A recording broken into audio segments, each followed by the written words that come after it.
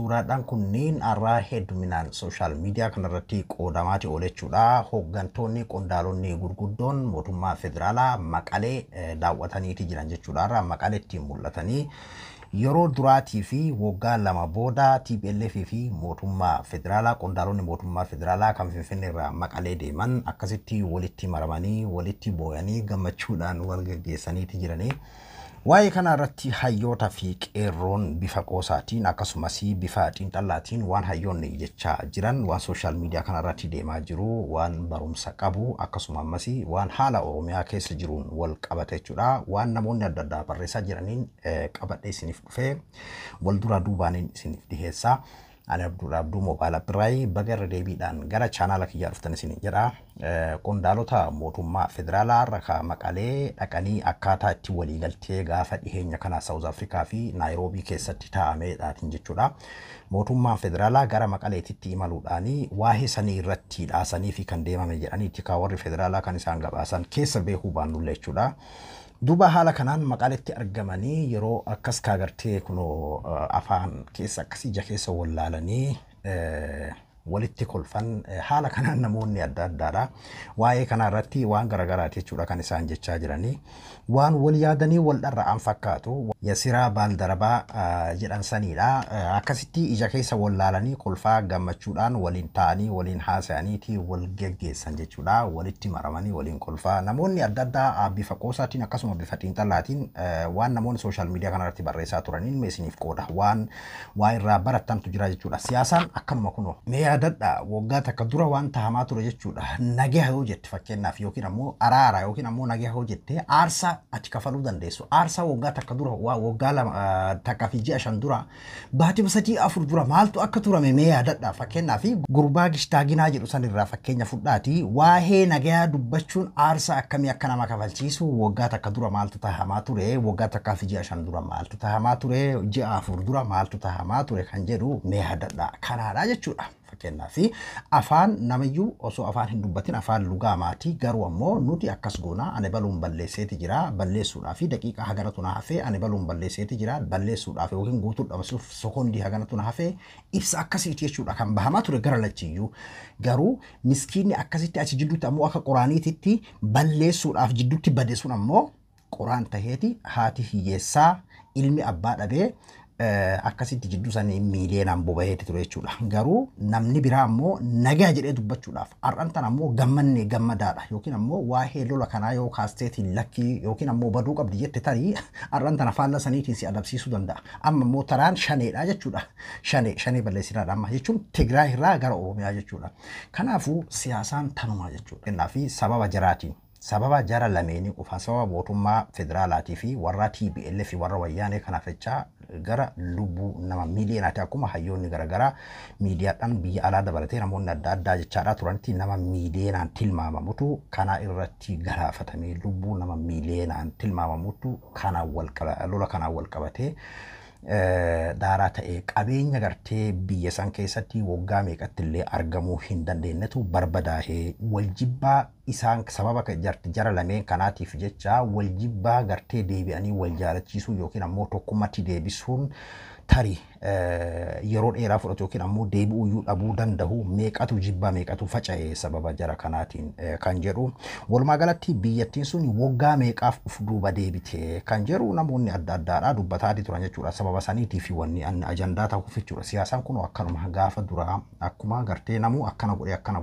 godha jechuudhaan eegalamee keessatti illee wal barbadeessina hin balleessina ani balleessuu fi ani barbadeessa eenyuun na duran dhaabbatu jechuudhaan namayyuu akkasitti akkaataa dhaaduu keessa ture ka warri akkanaa rabbi umrii isin kaahee baatii sadii fi afur dura baatii sadii afur dura waan kana daawwataa turtan akka isin maatitti keessattuu warri waggaa dura gaafa lola lammaffaa san jechuudha akka sadaffaa kanaa miti gaafa lammaffaa sanfaa gaafa jirtan gaafa artistoonni achitti argamanii chaw juuntaa jechaatiin turan sanfaa jechuudha warri rabbi umrii isin kaahee Kan ammoo akkuma seenaatitti isin warra umrii isin kaahee quba qabdan jechuu barbaadeeti.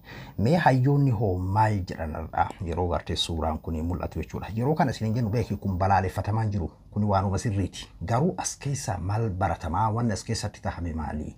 Akkasuma amman tan ammoo Oromiyaa keessatti maaltu tahamaa jira maaltu tahamuuf deemaa kan jedhuudhaaf malee kun sirrii miti jedhamaan jiru kun waanuma barbaadamaa turedha jechuun. fiixa akkanumatti fiixa haa bayu waanuma barbaadamaa jirudha. Garuu akkuma gartee Jawaar Muhammad jedhe mana cinaa tokkoon mana gubataa jiru cinaa tokkoon ibiddaan dhaamsanii cinaa tokko ammoo dhiisuun fala hin ta'u. Rifeensa cinaa tokko haadanii cinaa tokko hin dhiisanii kan jedhu Jawaar Muhammad irra deddeebiidhaan dubbataa ture. Waa'ee nagaa kanarratti jalqaba kan dubbataatiin ture ka gaafa nama tokkollee hin galiin dubbataatiin ture Jawaarii amma namni hundinuu waan kanatti galeeti jira fakkaata. Mee jecha hayyoota kanaan eegalla. Aktiivistii Yahyaa Bashiir boruu Barraaqaa irraa eegalla. Biyya san keessatti siyaasaan afaan walwallaalee hafaa jiru kan Oromoo qofaadha jechuudhaan gabaabinaan yeroo waa'ee suuraa kanaatii fi yeroo har'aa jilli federaalaa Maqaletti argamee akkasitti waliin maramanii waliin kolfan gabaabinaan kan inni ibseedha jechuudha. Lammaffaa Saamu'eel Baqqalaa Garbaati. Jecha bilisiginnaa mallattoo waraabbii keessa kaahuudhaan katabuu eegalee waraanni bilisummaa Oromoo fi qabsaa'onni Oromoodhaa ergamtoota wayyaaneeti. Seentaraal komaandii hin qaban hoogganaa hin qaban jechuu isaati shiftootaadha. Isaan waliin mariin kamuu hin barbaachisu fixuudha balleessuudha jecha bilisiginnaati jechuudhaan katabe. Akkasuma itti fufee wayyaanee waliin naga buusne jirra nu gammada baga gammannee bilisiginnaadha. Kana gaafa ilaaltu jibbaa fi tuffii Abiyyi Oromoodhaa fi dhaaba Oromoodhaatiif qabu siif galaa jechuudhaan Saamu'eel Baqqalaa gabaabinaan barreesse.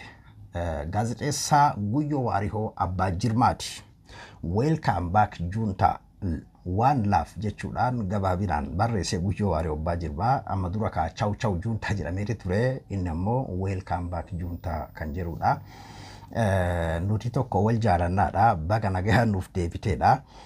Obsaa Abdiisaa qeerroo Obsaa Abdiisaati. Artistoonni qalbiidhaa fi qaamaan waraana keessatti argamtanii jajjabeessaa turtan yeroo suuraa kana argitan maaltu isinitti dhagahama laata? Hundaafuu amma isa darbe irraa baruudhaanii Oromiyaa keessatti akka nagaan bu'uu fi waraanni Oromoo irratti baname akka dhaabbatu waamicha dhiheessa. Namichi chaw Juntaa jedhee sirbe seeratti ni dhiyaata moo hin dhiyaatu? Har'a qondaalonni mootummaa olaanoo Maqalee oolanii jiru jechuudhaan qeerroo Obsaa Abdiisaadha gabaabinaan barreessa jechuudha. Walaleessaa aktiivist Lataa Qananii Aagaati. Dhumarratti lolli ni dhaabbata. Hooggantoonni harka wal fuudhu. Haati ilma ishee wareegame yoom dhufaa eegdi. Haati warraa abbaa warraa ishee eegdi. Daa'imman abbaa isaanii goota sana eegu. Eenyu akka biyya gurgure hin argine garuu eenyu akka gatii kaffalee argeera jedhe walaleessaan beekamaan Muhammad Marshid. Oromiyaan naga barbaaddi. Humni diroonii fi waraanni naga hin fidu. Nagaa fiduu hin danda'u. Uftuulummaan nagaa fiduu hin danda'u. Tuffii fi dhaadannoon nagaa fiduu hin danda'u. Kan nagaa fidu gadi taa'anii mari'achuudha. Kan nagaa fidu dhugaa barbaaduudha. Kan nagaa fidu gaafii uummataa deebisuudha. Qeerroo yeroon Tolosaa keessi isaanii fi qeensi isaanii akkuma duriitii jette jedhan hantuunni adurree dhaltee dubbisuudhaa fi mana ishee deemtee mammaaksa. Qeensi fi keessi isii akkuma duriitii jette hantuunni adurree dhaltee dubbisuudhaaf deemtee asumarratti dhaabnaa waa'ee har'antanaa suuraa kanaadhaan wal qabatee har'a mul'ate irratti jechuudha. Namoonni garagaraadha yaada isaanii bal'inaan kan isaan kennataa jiranidha. Ani haganumaan keessaa qabadhee isiniif dhufe mala jechuudha. Asirratti maal seetan kaabatti nageenyi bu'ee akkanatti walitti dhufuuni waanuma bar dhugaa dubbachuuf sabaaf sablammoota biyya sanii keessaa adda durummaadhaan ka waan kana gaafataatiin ture uummata Tigraay fi nageenyi haa bu'u lolli haa dhaabbatu jedheetiin kan gaafataa ture. Oromoon barkasaa qofaa fi miti beekee kan warra kaabaatiif illee kan gaafataa ture Oromoodha dhugaa dubbachuuf. Jawaar qofaami hatta wallaala irraa kaasee haga hayyootaatti kan gaafataa ture Oromoodha. Kun waan nama gammachiisuudha. Homaa kun jechuun waan nama aarsuu miti. Garuu akkuma namoonni garagaraa amman tana dubbatan kana jechuudha. Kaabatti nageenyi bu'ee mee yaadadhaan misilummaan kaabatti nageenyi bu'ee Oromiyaa keessa ammoo akkuma reefu gartee Saamu'eel Baqqalaadhaa jedhee Oromiyaa irratti haadha Oromoodhaa boocisaa dirooniidhaa fi maaliidhaan dhaadannoodhaanii torbaan takkatti baatii takkatti qulqulleessinaa. Marroo fi Geetaachoo Raddaa maali garaagarummaan isaa? Kaayoo qabsaa'uuf qaba Marroonis Geetaachoonis kaayoo qabsaa'uuf qaba jechuudha. Hayya isaan kun mootummaa Oromooti Oromoo keessa bahaniini har'an tana Oromoon sababa wal waraansa isaaniitiif jidduutti dhiigaa jirti. Arrantana yoo gadi taa'amee akkaatuma gartee ka wayyaanee wajjin fuula keessa wallaanii walii kolfan kanatti yoo taa'anii waliin mari'atan maal tahaadha dhaamsi amma gartee hayyoonni adda addaallee dhaamaa katabbiin amma reefu isinii dubbise kunneen illee jechuudha. Kanaadha malee kakaabaa maaliif taa'amee dhaamti. Yoo kaaba keessatti ammoo nageenyi bu'ee waraana achirraa buqqee ammoo Oromiyaa keessa as dhufeetni Oromiyaa keessatti Oromiyaa torban takka ittiin balleessaa juuntaan hooggana qabaa waliin mari'adhee kalee jarri warra waliin dalagaa turre yoo jedhamee fakkeenyaaf mi'atamma akkamiin fudhatta.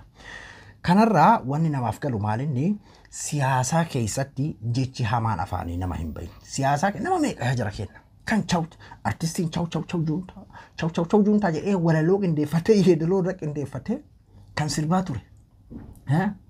Kan masaraa mootummaa keessatti gorsaa muummicha ministeeraa maal jedhe araarama osoo hin tahin balleessuudhaa qulqulleessuudhaa daa'immanis barsiisuudhaa jedhama ture yaadatan Daani'el waan jedhachuudha. Innaa wantoonni hundi akkaataa gartee namoota wallaalaa irraa ka'ee haga beektotaatitti haga bulchitootaatitti waan jedhamaa ture yaadadha jechuun amma kun fakkeenyaaf fiixa bayaa yookiin ammoo xumurame jechuufi miti haganuma eegalummaanuu bar walii galuu dhabanii yookiin kanatti dhaabuun ta'uu danda'a sanii miti amma akkanatti eegalanii akkanatti arguun warri kaleessa akkas jechaa ture yeroo akkas waliin dhaabbatanii waliin kolfan walitti maramanii yeroo wal geeggessan eenyutu kana dhufa jedhee eege eenyutu gartee baatii 5 dura waggaa 2 dura waggaa takka dura eenyutu kana dhufa jedheetiin eege kanaafuu siyaasaa keessatti kanaadha qawweedhaan haga miskiin as keessatti dhume miskiina jidduu kanatti turaab ta'ee yaadadhaame Oromiyaalleen kanumaa jechuudha waan addaa sitti hin fakkaatin ati haga dandeesseen saba kana keessa dhalatte taanaaniin saba kana keessa dhalatte taanaaniin gara tokkollee yoo gortee jarri sun akkasii kun akkanaa sun akkasii jetteetini waa'ee saba kana madeessuu fi yookiin ammoo waa'ee jaalala paartii tokko qabduuf jecha waan hamaa hin dubbatin siyaasan haganuma kun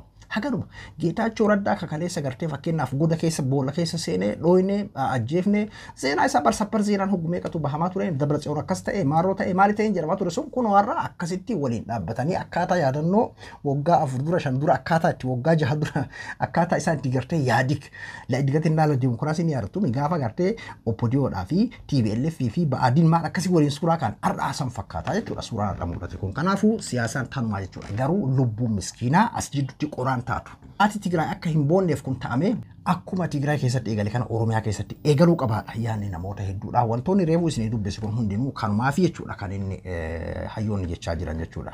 Hundaafuu Rabbiin nagaa haa godhu biyya keenya guutuu Rabbiin nagaa haa godhu jalqaba yoo hargaafa inni nagaa jechaa turetti namni hundinuu irraa wallaalee biltsiginnaa ta'e gurbaan manedhaa keessatti maal ta'e jechaanii ture amman tana yaanni nama hundaatu beekaan ganama argaa garuu nuti ammoo galgalaallee agarru ammumarraayyuu nagahaadha kan barbaachisu nagaa agartee kootu galii akkas tahii galii etu siyaame akkas siyaame galii san osoo hin tahini akkaatuma warri siyaasaadhaa jechaa jiran saniin akkaatuma wayyaanee waliin kabajaadhaan godhaa jiran kanatti waraana bilisummaa Oromoo waliinis nagayaan kabajaadhaan godhanii aayyoon Oromiyaa nagaya argatu qabdi. Diroonidhaa fi dhaaduudhaan humnaan akkuma lataa qaranii aga jedhe san nageenni dhufu ni jira.